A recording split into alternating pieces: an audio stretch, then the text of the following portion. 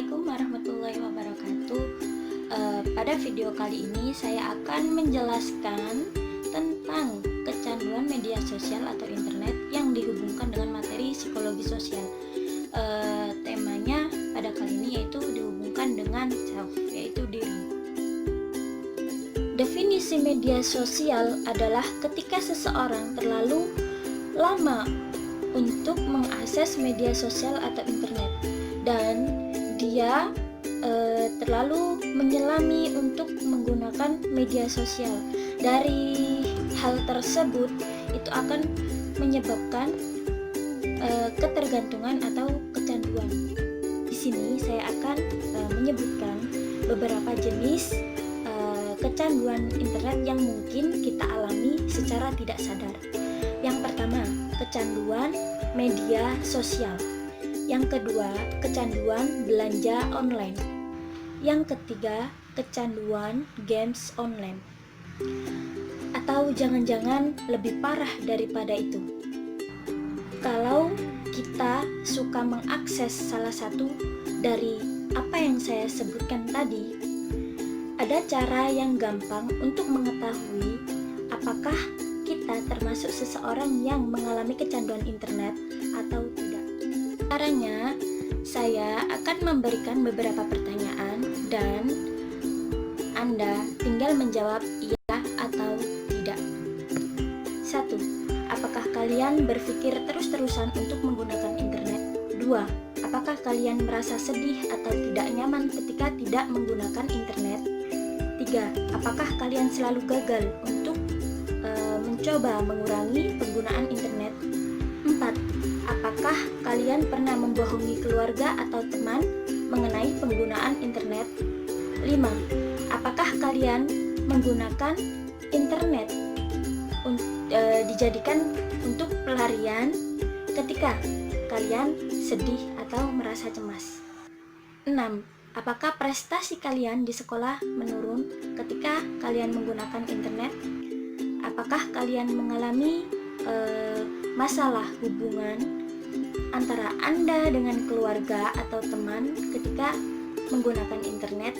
Oke, jika kalian menjawab 5 dari 7 pertanyaan yang saya berikan tadi dengan jawaban iya, bisa dikata iya, kalian memang mengalami kecanduan internet atau internet disorder.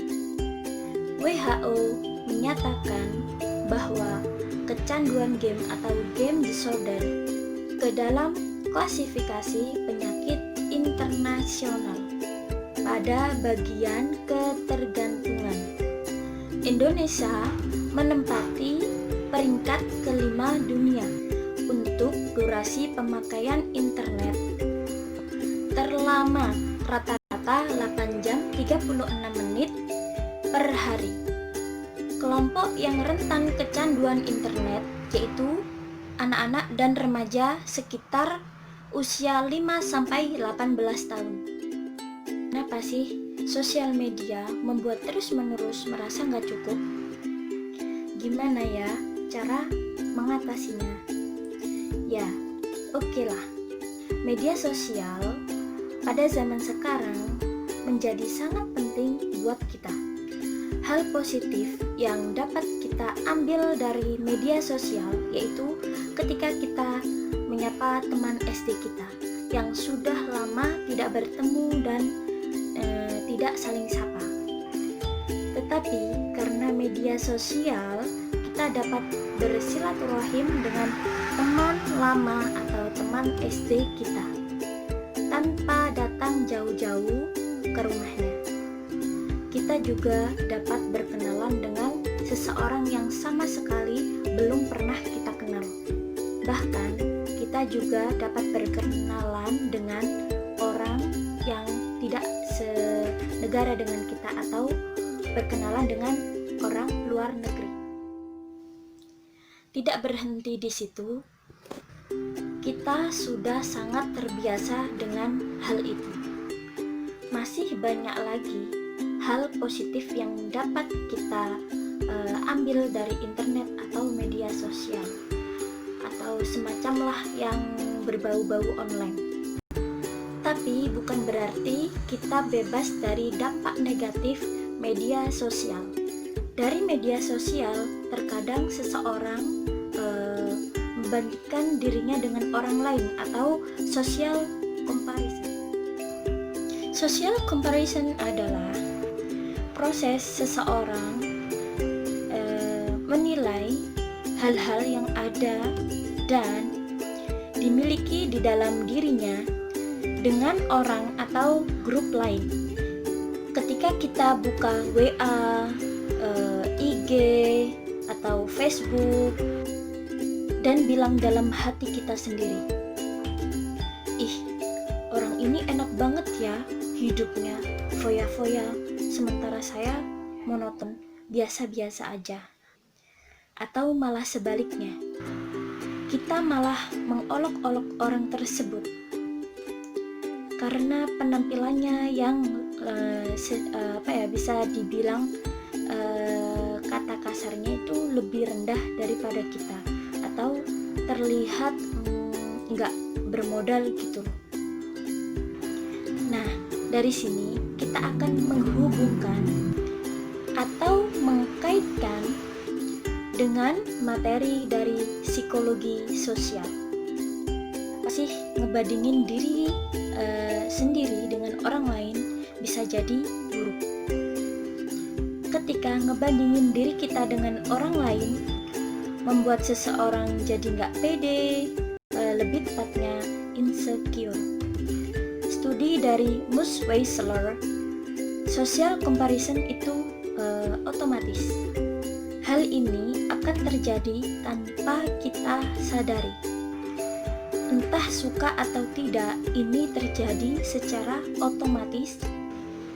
Dan apesnya, kalau seseorang sering membandingkan dirinya dengan orang lain, orang itu akan lebih rentan merasa iri atau dengki, merasa bersalah, dan menjadi penuh penyesalan.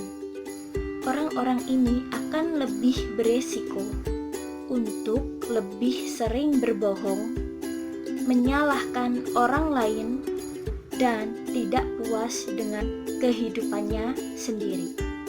Dari penjelasan social comparison, ada tips nih, gimana caranya social comparison yang kita lakukan nggak jadi berdampak senegatif penjelasan yang saya jelaskan tadi.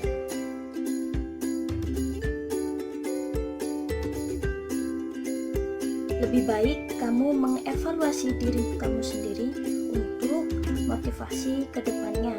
Dan walaupun kamu menonton seseorang di media sosial tersebut, ambil positifnya saja. Jangan dikit-dikit dibawa perasaan, dikit-dikit buat iri. Itu hanya akan merusak psikis kalian sendiri tanpa kalian sadari.